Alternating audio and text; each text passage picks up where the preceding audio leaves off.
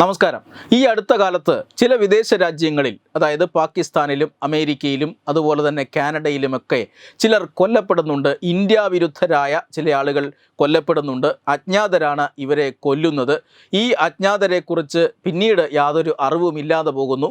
ഈ കാര്യങ്ങളൊക്കെ അന്താരാഷ്ട്ര തലത്തിൽ തന്നെ ചർച്ചയായ കാര്യമാണ്. അതായത് ഇന്ത്യയുടെ രഹസ്യാന്വേഷണ ഏജൻസിയായ റോ വിദേശത്ത് ഇന്ത്യ വിരുദ്ധരായി പ്രവർത്തിക്കുന്ന അല്ലെങ്കിൽ ഇന്ത്യയുടെ സുരക്ഷയ്ക്ക് ഭീഷണിയായിട്ട് വരുന്ന കൊടും ഭീകരവാദികളെ വിദേശ മണ്ണിൽ വെച്ച് കൊലപ്പെടുത്തുന്നു എന്നാണ് ഇന്ത്യക്കെതിരെയുള്ള ആരോപണം. ആ ഒരു ആരോപണം പാകിസ്ഥാൻ ഉന്നയിച്ചിട്ടുണ്ട്, കാനഡ ഉന്നയിക്കുന്നുണ്ട്. കാനഡയും ഇന്ത്യയും തമ്മിലുള്ള ബന്ധം വഷളാകാനുള്ള ഒരു കാരണവും അതുതന്നെയാണ്. പക്ഷേ ഇന്ത്യ എടുത്തിരിക്കുന്ന നിലപാട്, ഇത്തരം കാര്യങ്ങളിലൊന്നും വലിയ പ്രതികരണങ്ങളൊന്നും ഇന്ത്യയുടെ വിദേശകാര്യ മന്ത്രാലയം നൽകിയിട്ടില്ല.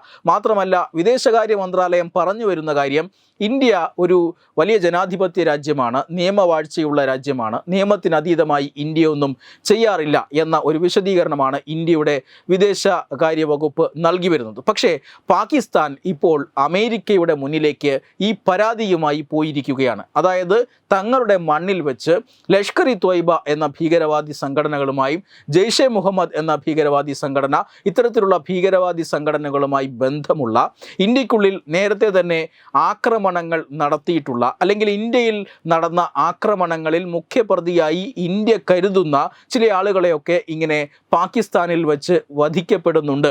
ഇതിന് പിന്നിൽ ഇന്ത്യയുടെ രഹസ്യാന്വേഷണ ഏജൻസിയായ റോയാണ്.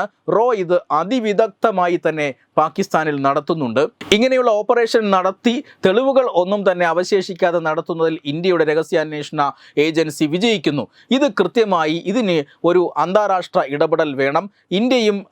ഇന്ത്യയെ പറഞ്ഞു വിലക്കണം. അമേരിക്കയും മറ്റ് അന്താരാഷ്ട്ര സമൂഹവും ഇതിനെതിരെ നിലപാടെടുക്കണം എന്നാണ് ഇപ്പോൾ പാകിസ്ഥാൻ ആവശ്യപ്പെട്ടിരിക്കുന്നത്. അതായത് ഇന്ത്യയാണ് ഇത് ചെയ്യുന്നത് എന്ന് അവർക്ക് ഉറപ്പുണ്ട്, പക്ഷേ ഇതിന് തെളിവുകളൊന്നും അവർക്ക് ലഭ്യമല്ല. അതായത് പാകിസ്ഥാൻ പറയുന്നതനുസരിച്ച് റോ ഒരിക്കലും ഇത്തരം കൃത്യങ്ങൾ ചെയ്യാൻ ഇന്ത്യൻ പൗരന്മാരെയോ ഇന്ത്യൻ വംശജരെയോ ആരും ഉപയോഗിക്കാറില്ല.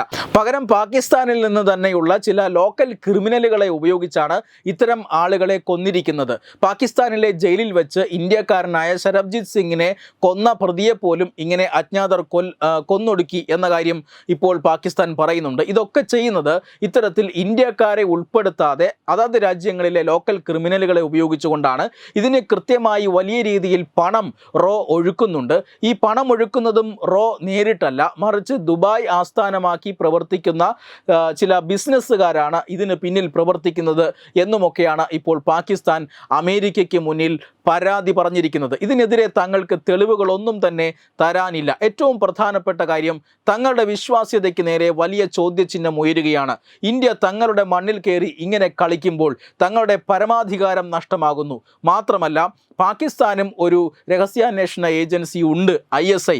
ആ ISI അവിടെ എന്തെടുക്കുകയാണ് എന്ന് പാകിസ്ഥാൻകാർ തന്നെ ചോദിക്കുന്നുണ്ട്. പാകിസ്ഥാൻ്റെ സൈനിക ഉദ്യോഗസ്ഥരൊക്കെ വലിയ വിമർശനങ്ങൾ നേരിടുന്നുണ്ട്. അതുകൊണ്ട് ഇന്ത്യയുടെ ഈ കവേർട്ട് ഓപ്പറേഷൻ എന്ന് പറഞ്ഞാൽ രഹസ്യമായ ഇത്തരത്തിലുള്ള ഓപ്പറേഷനുകൾ, യുദ്ധസമാനമായ ചില ഓപ്പറേഷനുകൾ ഇന്ത്യ നടത്തുന്നു.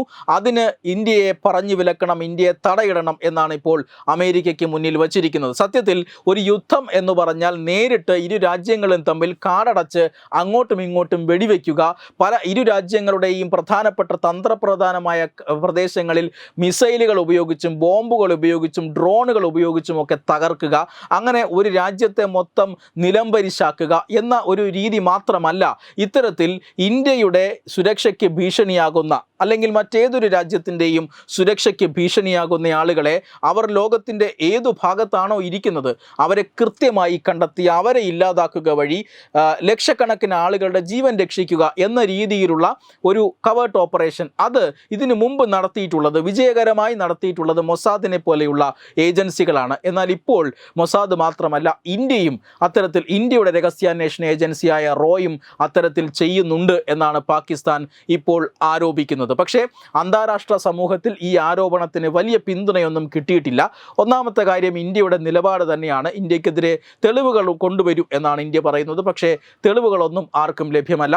രണ്ടാമത്തെ കാര്യം, ഇന്ന് പഴയ ഇന്ത്യ അല്ല ഇന്ന് എന്നുള്ളതാണ്. പാകിസ്ഥാൻ ഭീകര സംഘടനകളെ ഉപയോഗിച്ച് ഇന്ത്യയെ വല്ലാതെ ശല്യം ചെയ്തുകൊണ്ടിരുന്ന സമയത്ത് ഇന്ത്യ അല്ല ഇന്ന് ലോകക്രമത്തിൽ ഇന്ത്യ ശക്തമായ ഒരു രാഷ്ട്രമാണ്.